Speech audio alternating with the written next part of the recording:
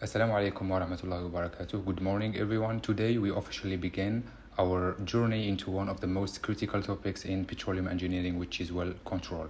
This is chapter 1 of our course, and it focuses on pressure fundamentals that govern the behavior of fluids in the wellbore, concepts that as future drilling engineers you must absolutely master.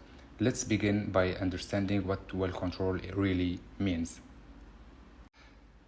Well control refers to a set of methods and procedures used to prevent an uncontrolled flow of the formation fluids into the wellbore, a situation known as a kick, or to regain control if such a flow occurs.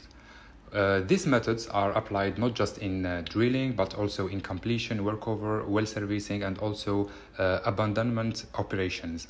It includes monitoring, detection, preventive strategies, and emergency interventions. Most importantly, it is about ensuring the safety of personnel, the environment, and also the well itself. Now, to control pressure, we must first understand it. Let's start with the most basic type of pressure we deal with, which is hydrostatic pressure. It is the pressure exerted by column of fluid due to its density and vertical height. The formula, as you can see, which is related directly to the depth, the mud weight, and the conversion factor.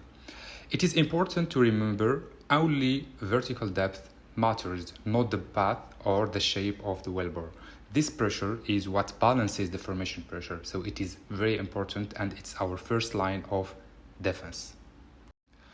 Now let's talk about formation pressure, often referred to as pore pressure. This is the pressure exerted by fluids trapped inside the pore, mostly in sedimentary rocks like sandstone and shales, which originally form under water. Over time, due to the compaction, this water becomes saline and pressurized. In normal conditions, the pressure gradient is around 0.465 psi per foot, which corresponds to about 8.94 ppg mud weight.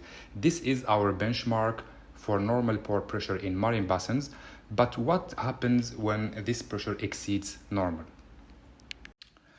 So when we say that a formation has a normal pressure gradient, we often mean it's consistent with this benchmark 0.465 psi per foot or 8.94 ppg. But not all formations behave normally. When the pore pressure deviates from this, either higher or lower, we must adjust the mud weight accordingly. And here is the real challenge. In the field, we often don't have exact data. That's why a good understanding of regional geology, past well reports, and formation behavior is essential for predicting pressure before problems arise. In many reservoirs, we encounter abnormal pressures, zones where pore pressure is higher than expected for that depth. If we drill into these zones with insufficient mud weight, the well may kick, leading to serious safety risks. So we must be prepared with higher mud weights and accurate pressure prediction techniques. Next, let's look at the upper limit of the pressure window, formation fracture pressure or formation breakdown pressure. This is the pressure at which the formation itself breaks down and allows mud to flow into it. To determine this value, we conduct a leak-off test, also known as formation integrity test, usually just below the casing show. This helps us identify the maximum pressure we can safely apply without breaking the formation. The leak-off test is simple in principle. We gradually apply pressure at surface until we see fluid loss or fluid losses into the formation. The leak-off pressure is the surface pressure at which this occurs. When we add the hydrostatic head to the leak-off pressure, we get the formation breakdown pressure at depth. We often express this as an equivalent mud weight so we can compare it directly to the weight of our drilling fluid. This value is crucial in well design. It defines the upper limit of safe pressure. On the x-axis of this curve, we typically have time and or fluid volume pumped, and on the y-axis we have the pressure. Initially, as we pump, the pressure rises steadily. At a certain point we reach the leak-off pressure and the pressure curve starts to deviate. It levels off or even drops slightly. This change in slope indicates that the formation has started to fracture, meaning the fluid is no longer compressing the wellbore but it is escaping into the rock. We use, as I already mentioned, this surface pressure and add it to the hydrostatic pressure from the mud already in the well. The result gives us the formation breakdown pressure at depth.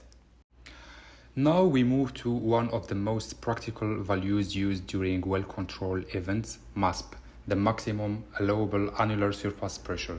This is the maximum surface pressure we can safely hold at the surface without breaking the formation, based on the leak-off test and current mud weight. MAASP help us determine if our surface equipment and procedures can handle the pressure during shut-in or kill operations. And it is important to note that every time mud weight changes, MAASP must be recalculated accordingly. In field practice, we never work with raw limits. We always apply safety factors. Typically, a 5% reduction is applied not to MAASP directly, but to the formation breakdown pressure before recalculating the MAASP. This ensures that even in the worst case scenario, we stay well within safe operational limits.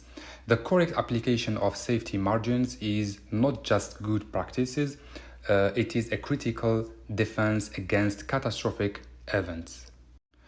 To conclude, this chapter led to the foundation of well control. You now understand the pressure triangle: hydrostatic pressure, formation pressure, and fracture pressure, and how managing these allows us to drill safely between two critical limits.